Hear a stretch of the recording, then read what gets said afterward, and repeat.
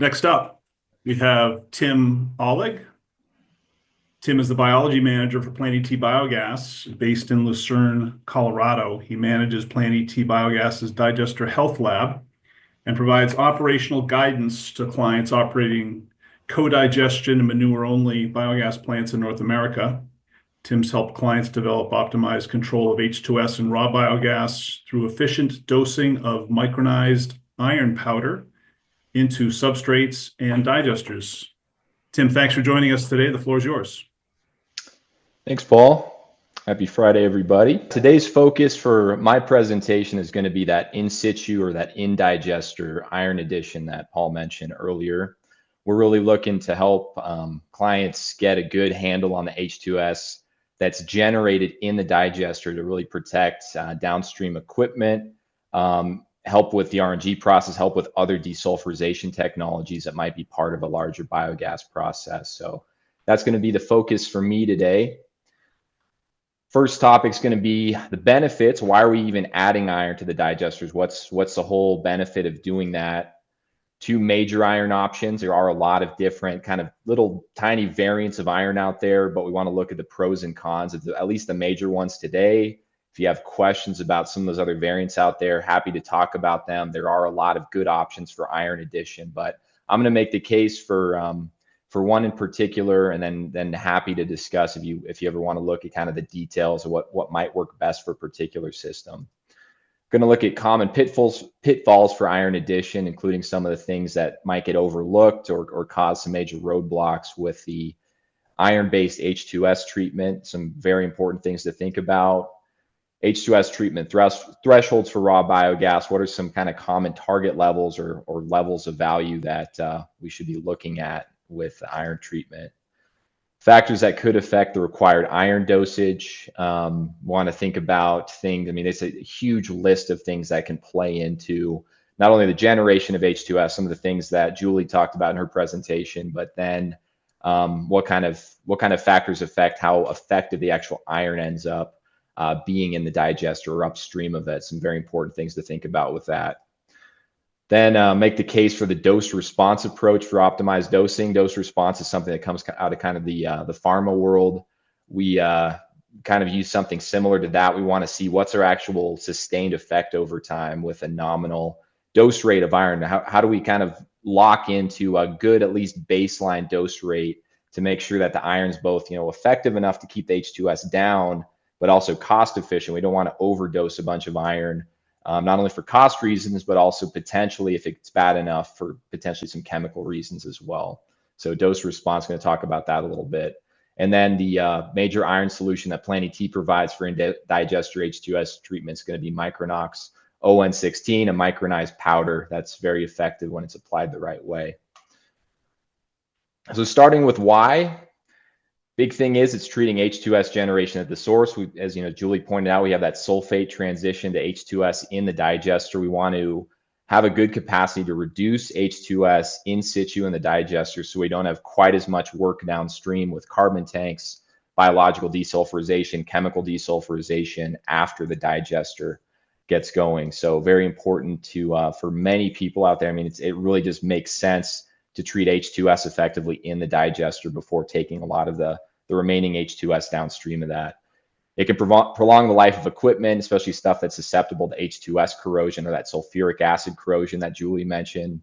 Activated carbon and other media, we want to prolong the life of those. We can very quickly burn out things like activated carbon if we don't keep H2S levels under control in the raw biogas. So huge value there, treating H2S at the source. Biological health, a lot of this stuff, I mean, coming back again to what Julie mentioned, Julie did a great job talking about a lot of this aspect here. H2S toxicity is a really, really big one. And there's also this ongoing balance between those SRB, the sulfate reducing bacteria, and the methanogens over time. It's just kind of this constant war in the digester there. So we want to bind sulfur, we want to treat H2S, we want to keep those methanogens very, very happy so they don't have a difficult time trying to keep up with the SRBs that could kind of win the war from time to time and create these big blooms, these big spikes in H2S. Iron is very important for enzyme production, other biological mechanisms in the digester. So we also kind of need it at a baseline concentration for that.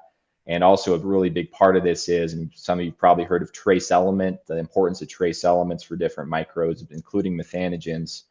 We want to make sure there's plenty of iron to bind sulfur that could steal away some of those trace elements or make them unavailable to microbes. So iron does a very good job of binding sulfur and keeping those trace elements available for really important biological activity in the digester, including methanogenesis. For people who have issues with struvite formation, it can be a huge pain point for clogging up pipes and other equipment. It can bind phosphate and reduce the formation of struvite, so that's a big value add.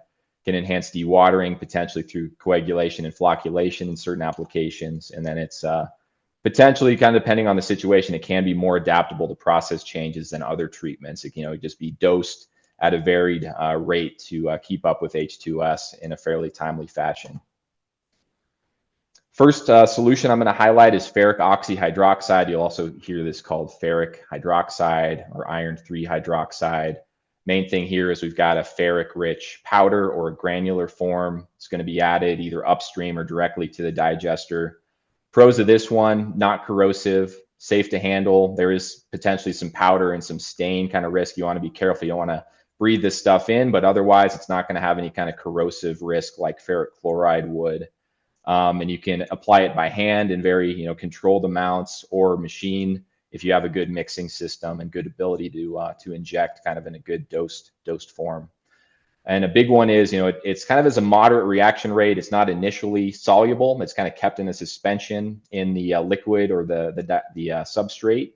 And over time, kind of keeping that moderated iron concentration in the digester, it'll help buffer against H2S spikes that could pop up as certain feedstocks come in, or you have sudden changes to the biology that could result in increases in H2S. On the con side, really important, you need to keep it mixed into suspension. Many folks have had issues with it dropping out if they add it way upstream of the digester, like if you have a big stagnant manure pit that's not really mixed well. If you have other types of substrate, kind of liquid pits that just don't get mixed very well. It has some weight to it. It's not initially water soluble. It'll eventually solubilize and react with iron, but you do need to keep it in suspension until it has a chance to react with sulfur in the digester. So very important thing to highlight there. You need the right equipment, or at least the right addition point, to make sure it's going to be effective in the digester. If you don't have a dry feeder or a feeding pit, which some of those can be right next to the digester, they can be great ways to get this powder or these granules into the digester. You're going to need a kind of a dedicated, at least a small scale mixing and injection tank that's specifically designed to get that ferric oxyhydroxide into the digester. And then the granular form can be slow to react, kind of depends on the surface area to volume ratio of that iron, but oftentimes it's going to be preferable to have a powder. It just makes, with the surface area, the ability to get it into a mixture, it really increases the chance that it can get effectively transferred into the digester and reacted with sulfur in there. Ferric chloride, very common treatment. Pros side, does react very quickly with H2S, very soluble in water or liquid, and that as a liquid solution, it's ready to inject. Really need to highlight the corrosion risk here. A lot of safety equipment required to really do this well. Things like eye wash, safety showers, making sure you have good chemical containment if it happens to spill from its IBC tote, if it happens to leak from any plumbing in the system. Need to be very careful and really think preemptively about what this is going to look like in the scheme of a biogas plant, because we've seen plenty of examples of major leaks, huge pain point, cleaning this up. There have been some safety hazards associated with that. So really need to think about kind of managing the corrosion from the acidity. It forms hydrochloric acid when it's mixed into solution. So keep that top of mind. Just have good, you're going to need to have good equipment, good forethought around that. There's a cost, of course, associated with that. And I mentioned the spills and leaks can be a major safety issue. But this one can be really make sense in certain applications, especially if you need just kind of a ready to go liquid dose for certain applications. Common pitfalls. I mentioned that risk of adding too far upstream. Ferric chloride can precipitate out form, different precipitates with chemicals, kind of depending on the pH and what's contained upstream of the digester. So you can lose ferric chloride upstream. You can also lose ferric oxyhydroxide if it happens to just fall out of suspension, if it's not mixed well, if it's not pumped well. Those are big ones. And that kind of ties into the next part. Many examples we've seen out there where this general iron addition, this need for this in digester H2S treatment is considered way too late in the project. And you can catch up. I don't want to be negative about it. I mean, there's definitely hope to catch up and get a good system in place, but it just becomes much more painful kind of retroactively trying to catch up and get a good iron dosing system in place, at least for many people. There are situations where you've got an easy setup, an easy way to get an iron treatment in there, but you do need to usually think fairly early on, equipment cost, what's going to be that kind of the operational scheme, how are you going to get operators to keep an eye on this, dose it out effectively, measure H2S effectively, some thought around how are we going to track this to really make it a good H2S control solution for the digester in the larger system. So I highly encourage you to think about this early on, at least a number of months before the project's meant to go online, hopefully earlier than that, but very key point. I really want to point that one out. I mentioned lack of consistent monitoring a little while ago. This is a huge one. A lot of facilities will just kind of initially, say I've got H2S controlled, I've got a dosing solution in place. Now we're good to go. We've got kind of an estimated rate we need to dose of powder or ferric chloride. But you really, whether you're in good times with H2S or very bad ones, you really at a minimum need to be monitoring H2S at least once a day and trending it over time. And ideally, you're measuring on a continuous basis throughout the day to kind of see maybe some of those hourly or minute by minute trends. But even for some folks, they've had issues even monitoring on a daily basis, and that really spells trouble for cost efficiency and effective H2S control over time. You want to get a really good sense of what's this particular digester, this set of digesters doing as far as biology, H2S generation, what that particular substrate getting fed in is actually doing, winding up as H2S. You've got to think about the kind of things that can change over time, and a lot does change over time. So highly encourage some kind of, at least a spreadsheet, some kind of monitoring program where you're tracking iron dose, the amount of iron applied, the H2S levels, kind of the response to that over time. Very important to have something in place to keep an eye on that. Then for the treatment strategy, just you need to have some type of general strategy in place. There's lots of great expertise, lots of great literature out there. Generally, advise keeping it simple if you can, but at least have something in place, something documented, a standard operating procedure about at least how we're going to monitor H2S, apply iron, what else are we going to be looking at in the system to kind of make sure things are happy and congruent from an H2S treatment point of view. Two key kind of treatment thresholds I'll mention. We usually recommend about 500 ppm threshold if you're specifically looking to protect the activated carbon that's downstream of the digester. Can have great expansion of the lifespan of that carbon by keeping the H2S under 500 ppm. Not a big deal if it happens to spike over that, but just kind of on an average or continuous basis, we're trying to keep usually that H2S under 500 ppm for the protection, the optimization of that activated carbon's lifespan. 1000 ppm, H2S toxicity in the digester. This is one Julie mentioned. Toxicity is a big deal for those methanogens because